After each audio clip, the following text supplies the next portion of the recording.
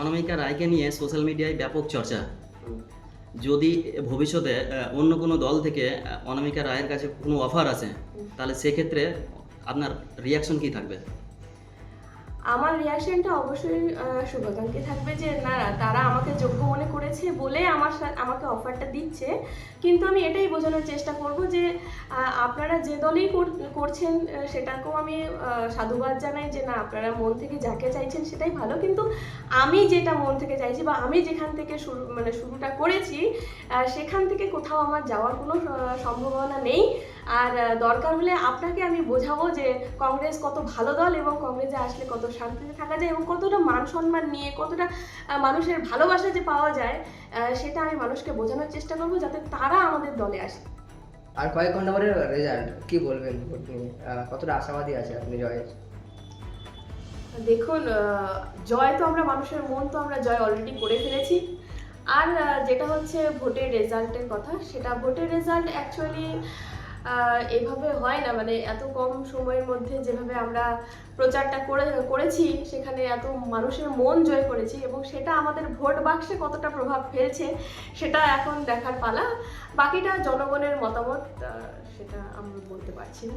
কর্মী সমর্থকদের থেকে আমরা জানতে পারলাম যে 4 তারিখে কি হবে আমরা জানি না। আমরা ইতিমধ্যেই আমাদের ক্যান্ডিডেট জয় হয়ে গেছেন, মানুষের মন জয় করে নিয়েছেন, কি বলবেন? অবশ্যই, মানে মানুষ যে হারে ভোট শেষ হওয়ার পরেও মানুষ যেভাবে আমার সাথে কথা বলছেন, ফোনে কন্ট্যাক্ট রেখেছেন, মানে আমার মনে হয় না ভোট একটা মানে একটা স্টেশন, হ্যাঁ এরকম না যে ভোট একটা স্টেশন, ভোট হয়ে গেল মানে সব কিছু শেষ, সেটা না। ভোটের পরেও আমরা যেভাবে মিশেছি এবং ভোটের পরে আরও আন্তরিকতা আমাদের বেড়েছে এবং যেখানেই যার দরকার হচ্ছে বা যেখানে আমাকে যেতে বলছেন, ডাকছেন, আমি সঙ্গে সঙ্গে সেখানে যাচ্ছি, উপস্থিত হচ্ছি এবং তারা কোনো মতেই মানে আমাকে এটা বুঝতে দিচ্ছেন না ভোট শেষ হয়ে গেছে বলে আমার প্রায়োরিটি শেষ হয়ে গেছে, সেটা না। ওনারা কিন্তু আমাকে একজন মানে ক্যান্ডিডেটের থেকেও বড় কথা যে একজন ওনারা এত ভালো একটা কর্মী পেয়েছেন, কংগ্রেসের একটা কর্মী পেয়েছেন, এটা কিন্তু তারা অ্যাকসেপ্ট করেছেন আমাকে, তো সেটা আমার খুব ভালো লাগছে। আপনি ভোটে জিতলে মানুষের উন্নয়ন কি করবেন? আমি তো এইটুকু বুঝতে পারছি যে যে হারে প্রচারে আমার কর্মীরা সহ এবং বাইরের সাধারণ জনগণ যেভাবে আনন্দ করেছে, যেভাবে উৎসাহ দেখিয়েছে, যেভাবে মানে খুশি মনে ভোটটাকে এনজয় করেছে, আমার মনে হয় আমি যদি ক্ষমতায় আসি সবার আগে মানুষ হাসবে।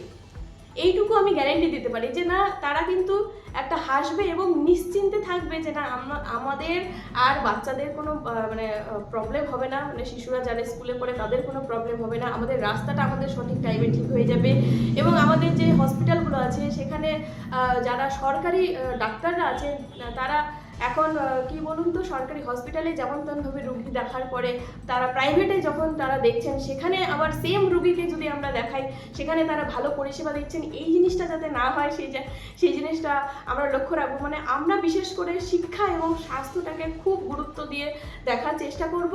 আর যদি আমরা ক্ষমতায় না আসি বা আমরা সিটটা না জিততে পারি, যে জিতবেন হ্যাঁ তাকে দিয়ে কাজটা করানো সেটা আমাদের দায়িত্ব থাকবে, এটুকু আমি বলছি। আপনার নাম এবং পরিচয় দিন। আমার নাম অনামিকা রায় এবং আমি 33 নং হেমতাবাদ বিধানসভার কংগ্রেস মনোনীত প্রার্থী।